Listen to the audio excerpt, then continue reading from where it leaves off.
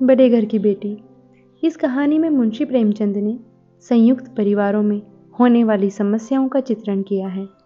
उन्होंने इस कहानी के माध्यम से यह बताने का प्रयत्न किया है कि संयुक्त परिवारों में जरा सी बात पर कलह हो जाती है, बात का बतंगड़ बन जाता है और फिर आपसी समझबूझ से बिगड़ती बात को संभाल भी लिया जाता है।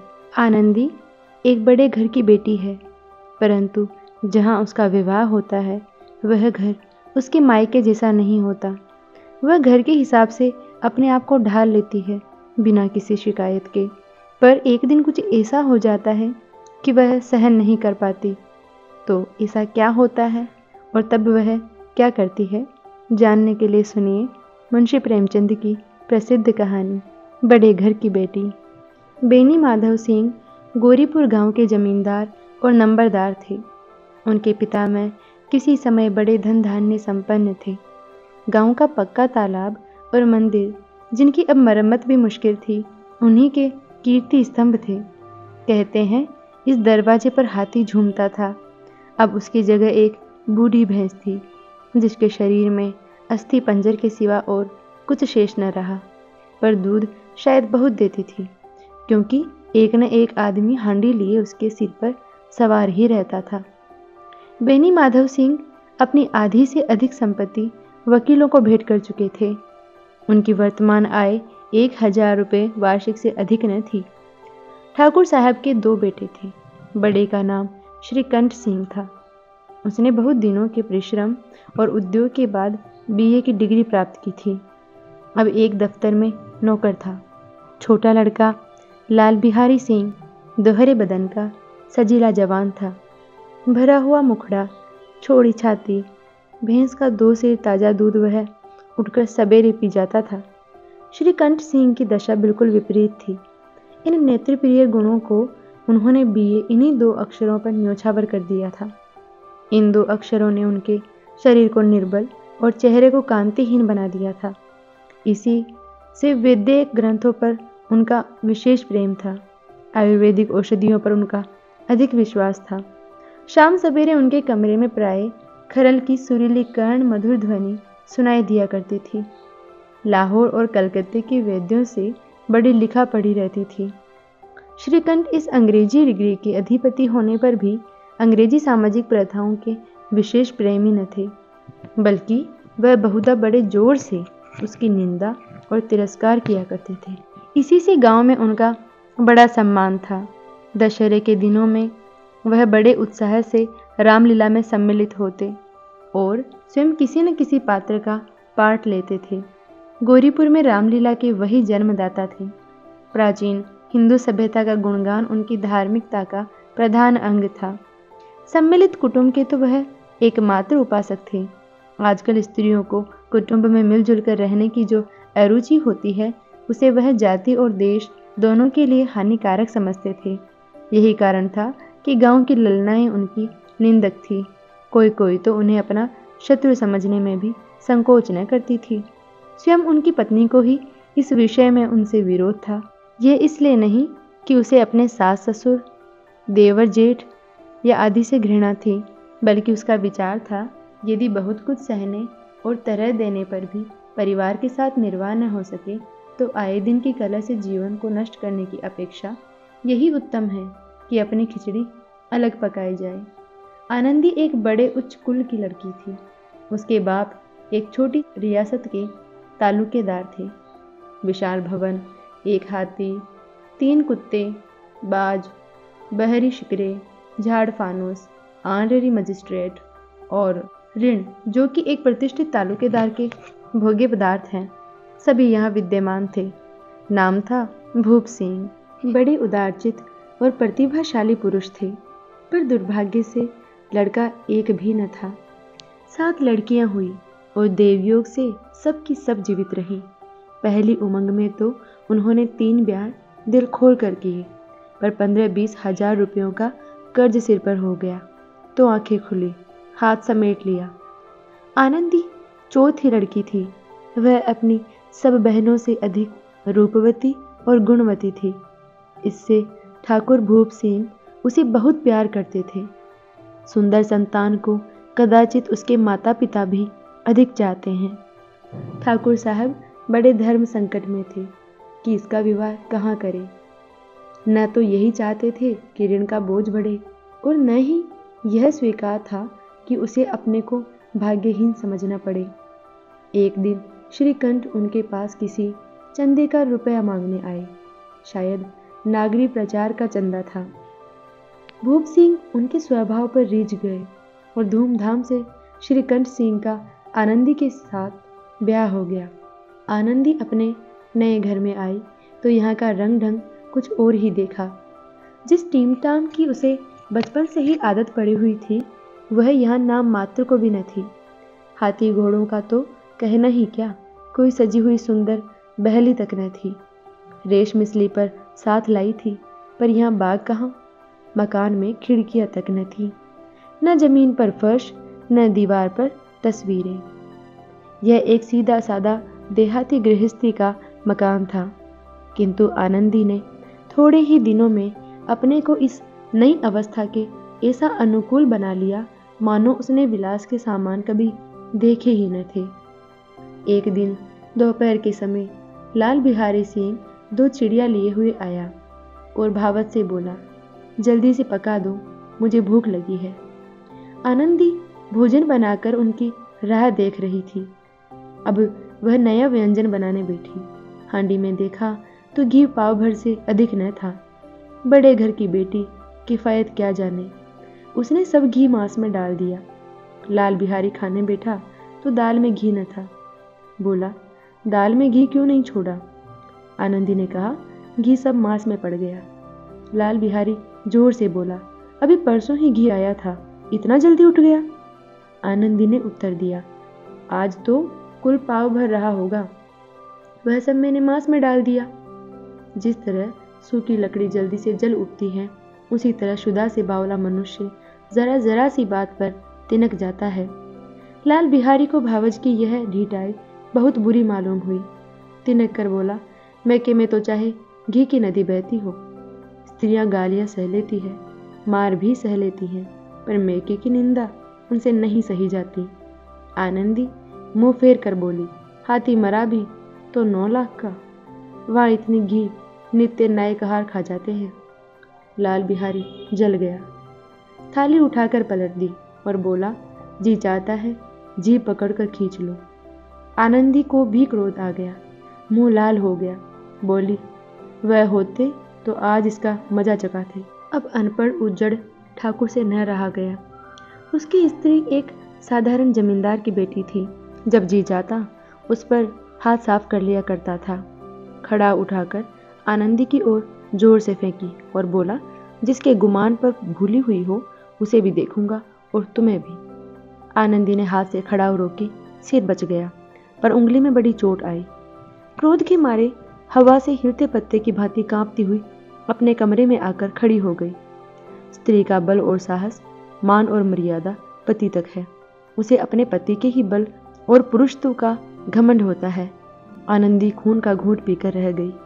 श्रीकंठ सिंह शनिवार को घर आया करते थे। बृहस्पति को यह घटना हुई थी। 2 दिन तक आनंदी कोप भवन में रही, न कुछ खाया न पिया, उनकी बाट देखती रही। अंत में शनिवार को वह नियमानुकूल संध्या समय पर घर आए और बाहर बैठकर कुछ इधर उधर की बातें की, कुछ देशकाल संबंधी समाचार और कुछ नए मुकदमों आदि की चर्चा करने लगे। यह वार्तालाप 10 बजे रात तक होता रहा। गांव के भद्र पुरुषों को इन बातों में ऐसा आनंद मिलता था कि खाने पीने की भी सुधि न रहती थी। श्रीकंठ को पिंड छुड़ाना मुश्किल हो जाता था। ये 2-3 घंटे आनंदी ने बड़े कष्ट से काटे। किसी तरह भोजन का समय आया, पंचायत उठी, एकांत हुआ तो लाल बिहारी ने कहा, भैया आप जरा भाभी को समझा दीजिएगा कि मुंह संभाल कर बातचीत किया करे, नहीं तो एक दिन अनर्थ हो जाएगा। बेनी माधव सिंह ने बेटे की ओर साक्षी दी। हाँ, बहू बेटियों का यह स्वभाव अच्छा नहीं कि मर्दों के मुंह लगे। लाल बिहारी, वह बड़े घर की बेटी है तो हम भी कोई कुर्मी कहार नहीं है। श्रीकंठ ने चिंतित स्वर में पूछा, आखिर बात क्या हुई? लाल बिहारी ने कहा, कुछ भी नहीं, यूं ही आप उलझ पड़ी। मैके के सामने हम लोगों को कुछ समझती ही नहीं। श्रीकंठ खा पीकर आनंदी के पास गए। वह भरी बेटी थी। यह हजरत भी कुछ तीखे थे। आनंदी ने पूछा, चित्त तो प्रसन्न है? श्रीकंठ बोले, बहुत प्रसन्न है, पर तुमने आजकल घर में क्या उपद्रव मचा रखा है? आनंदी की त्योरियां पर बल पड़ गए। झुंझलाहट के मारे बदन में ज्वाला सी दहक उठी। बोली, जिसने तुम्हें ये आग लगाई है उसे पाऊं मुंह झुलस दो। श्रीकंठ, इतनी गर्म क्यों होती है? बात तो कहो। आनंदी, क्या कहूं, यह मेरे भाग्य का फेर है। नहीं तो गंवार छोकरा जिसको चपरासगिरी करने का भी शऊर नहीं, मुझे खड़ाऊ से मारकर यूं ना करता। श्रीकंठ, सब हाल साफ साफ कहो तो मालूम हो, मुझे तो कुछ पता नहीं। आनंदी, परसों तुम्हारे लाडले भाई ने मुझे मांस पकाने को कहा। घी हांडी में पाव भर से अधिक न था। वह सब मैंने मांस में डाल दिया। जब खाने बैठा तो कहने लगा, दाल में घी क्यों नहीं है? बस इसी पर मेरे मैके को बुरा भला कहने लगा। मुझसे न रहा गया। मैंने कहा कि वहाँ इतना घी तो नाई कहार खा जाते हैं और किसी को जान भी नहीं पड़ता। बस इतनी सी बात पर इस अन्याय ने मुझ पर खड़ाव फेंक मारी। यदि हाथ से न रोक लूँ तो सिर फट जाए। उसी से पूछो मैंने जो कुछ कहा है वह सच है या झूठ। श्रीकंठ की आंखें लाल हो गई। बोले, यहाँ तक हो गया इस चोखरे का यह साहस? आनंदी स्त्रियों के स्वभाव अनुसार रोने लगी, क्योंकि आंसू उसकी पलकों पर रहते हैं। श्रीकंठ बड़े धैर्यवान और शांति पुरुष थे। उन्हें कदाचित ही कभी क्रोध आता था। स्त्रियों के आंसू पुरुष की क्रोधाग्नि भड़काने में तेल का काम देते हैं। रात भर करवटें बदलते रहे। उद्विग्नता के कारण पलक तक नहीं झपकी। प्रातःकाल अपने बाप के पास जाकर बोले, दादा, अब इस घर में मेरा निर्वाह न होगा। इस तरह की विद्रोहपूर्ण बातें कहने पर श्रीकंठ ने कितनी ही बार अपने कई मित्रों को आड़े हाथ लिया था, परंतु दुर्भाग्य आज उन्हें स्वयं वे ही बातें अपने मुंह से कहनी पड़ी। दूसरों को उपदेश देना भी कितना सहज है। बेनी माधव सिंह घबरा उठे और बोले, क्यों? श्रीकंठ, इसलिए कि मुझे भी अपनी मान प्रतिष्ठा का कुछ विचार है। आपके घर में अब अन्याय और हठ का प्रकोप हो रहा है। जिनको बड़ों का आदर सम्मान करना चाहिए वे उनके सिर चढ़ते हैं। मैं दूसरे का नौकर ठहरा घर पर रहता नहीं। यहाँ मेरी पीछे स्त्रियों पर खड़ाऊ और जूतों की बौछारें होती है।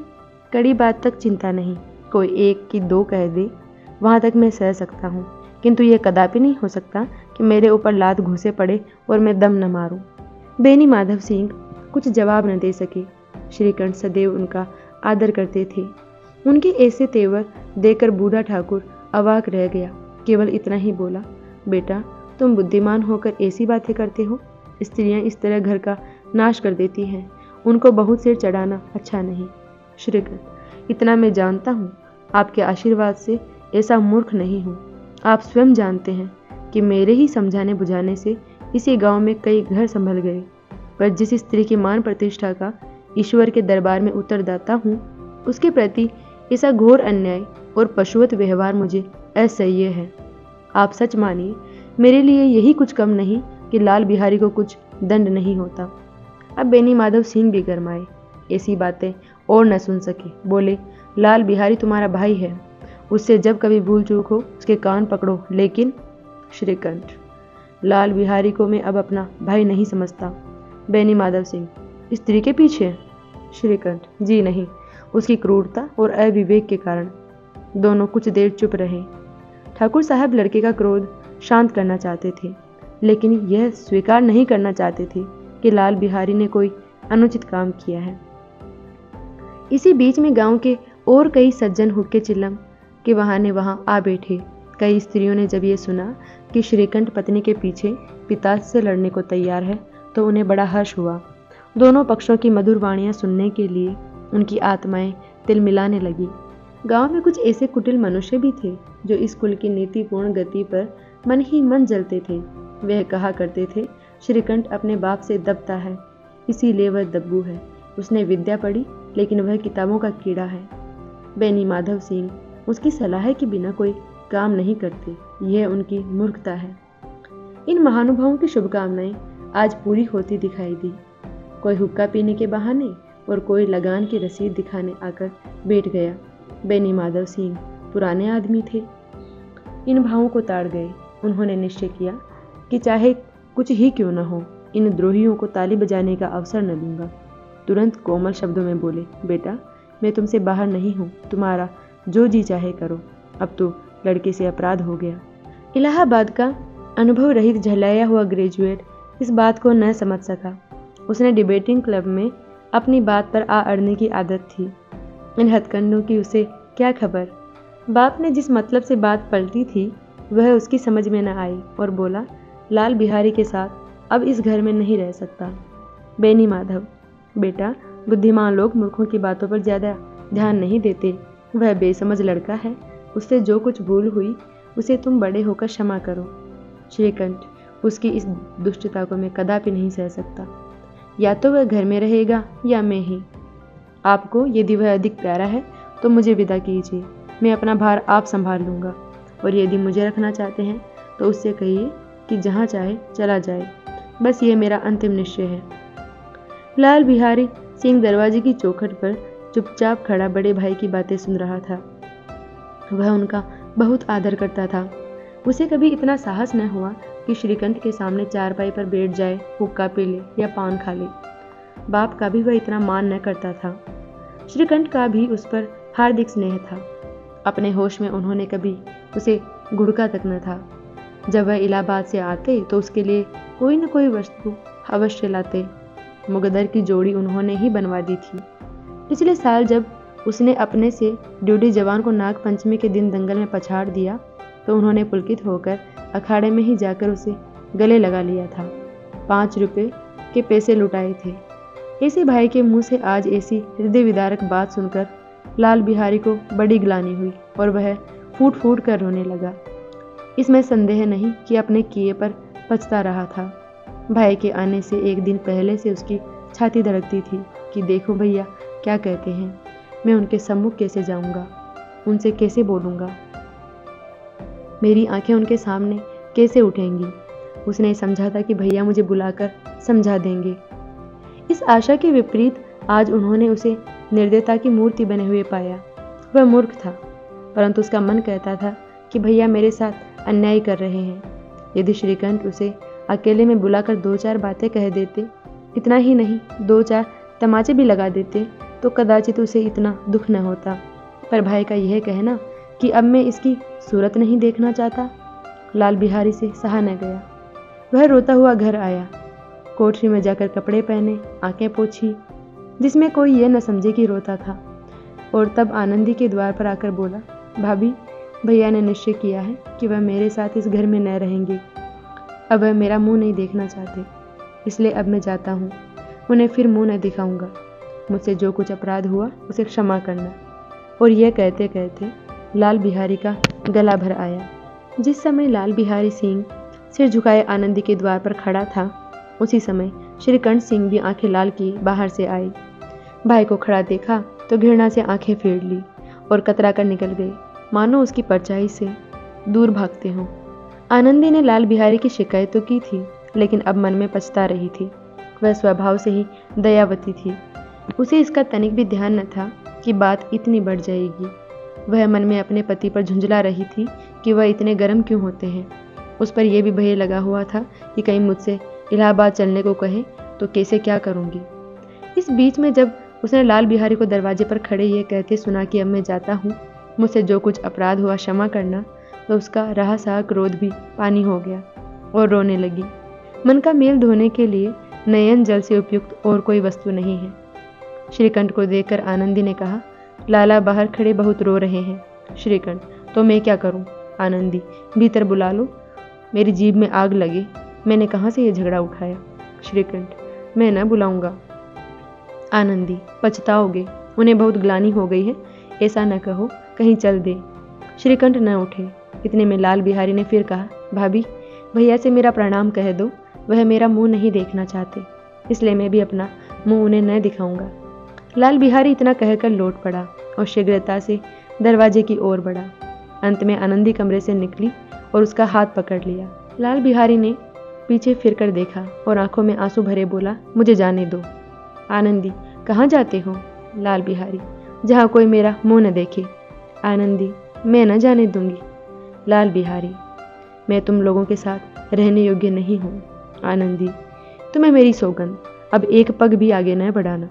लाल बिहारी, जब तक मुझे ये न मालूम हो जाए कि भैया का मन मेरी तरफ से साफ हो गया, तब तक मैं इस घर में कदापि न रहूंगा। आनंदी, मैं ईश्वर को साक्षी देकर कहती हूँ कि तुम्हारी ओर से मेरे मन में तनिक भी मेल नहीं है। अब श्रीकंठ का हृदय भी पिघला। उन्होंने बाहर आकर लाल बिहारी को गले लगा लिया। दोनों भाई खूब फूट फूट कर रोए। लाल बिहारी ने सिसकते हुए कहा, भैया अब कभी मत कहना कि तुम्हारा मुंह न देखूंगा। इसके सिवा आप जो दंड देंगे मैं सहर्ष स्वीकार करूंगा। श्रीकंठ ने कांपते हुए स्वर में कहा, लल्लू, इन बातों को बिल्कुल भूल जाओ। ईश्वर चाहेगा तो फिर ऐसा अवसर न आवेगा। बेनी माधव सिंह बाहर से आ रहे थे। दोनों भाइयों को गले मिलते देखकर आनंद से पुलकित हो गए और बोल उठे, बड़े घर की बेटियां ऐसी ही होती है, बिगड़ता हुआ काम बना लेती हैं। गांव में जिसने ये वृत्तांत सुना, उसी ने इन शब्दों में आनंदी की उदारता को सराहा। बड़े घर की बेटियां ऐसी ही होती है। धन्यवाद।